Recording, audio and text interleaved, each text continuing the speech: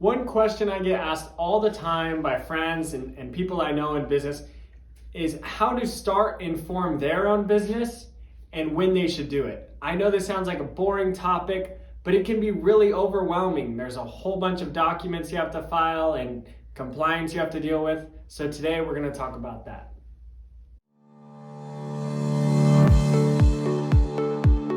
Hey guys, my name is Nathan. I own the company Direction Desk. I'm a Kokoro finisher and I helped scale my parents' business from 4 to 40 million in 4 years. I started this channel because I want to help you grow and have my own personal growth as well. So if you can, hit the like button, leave a comment, and subscribe to my channel. Okay, the 3 questions on this topic are: when should I file my business? What structure should I use? And what kind of compliance stuff am I going to need to keep up with? First question, when to file your business? Honestly, I would say as soon as possible. For one, this first action hopefully can create some momentum for you to take further actions to build your own business. The second reason why, and something your CPA is not going to tell you often, but having a side job will help lower your tax burden a great amount if you currently have a W-2 job. So what I mean by this is if you're starting a moving company or something like that, file as a sole proprietorship right away and start tracking your expenses through an app like QuickBooks Self-Employed. I'd highly recommend to get that. You keep track of all these, and then when it comes time to do your taxes at the end of the year, you enter those expenses into TurboTax or give them to your CPA, and you're gonna see that all the tax you paid from your W-2 job will actually be reduced, or your return will be increased just by having those expenses for your own business. Second question, which formation should you file your business as? As you can imagine, it depends. A sole prop is where you are a complete liability of your business. All the income goes to your personal income. Now, if you're in a very low risk profession, like maybe you're an influencer, you make YouTube videos, something like that, then a sole prop will be just fine. You'll have less filing fees. You could file as that because you don't carry much risk.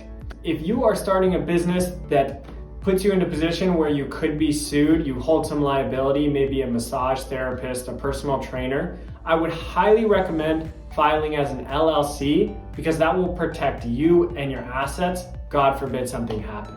So what I mean is, if you have a client and they get hurt and they want to sue you, it's harder for them, I'm not gonna say impossible, but it's harder for them to get at your personal assets like your house.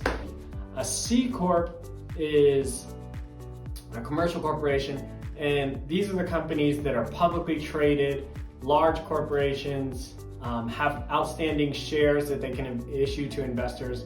If you're trying to raise money right away from other investors, that's when you'll want to file as a C Corp, just because there's clearer bylaws that investors want to deal with, and it's going to be way easier to raise money that way. One thing is you can always grow into a C Corp. I wouldn't recommend filing like that right away if you're going to raise money down the line, because right off the bat, it's going to be more compliance, more expensive to do your taxes and get other services for compliance, and just harder to keep up with. So really, I think the best 2 options are either going to be a sole prop or an LLC. So compliance and documentation for your business formation.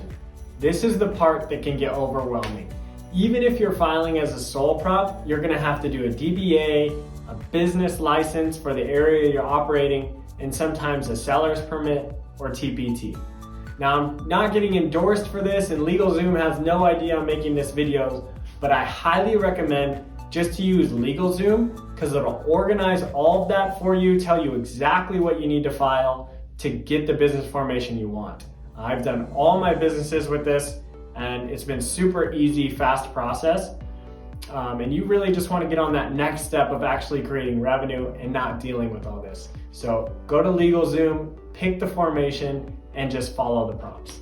One bonus topic I wanted to talk about is when and how to trademark your business or register your logo. So if you're starting a brand that's gonna sell nationwide via e-commerce or your own website, whether you're selling products or services, I recommend trademarking your logo and your name as soon as possible. Again, you can just do this through LegalZoom. They'll hook you up with an attorney and they file everything for you. Just tell them your name and submit the creative for your logo.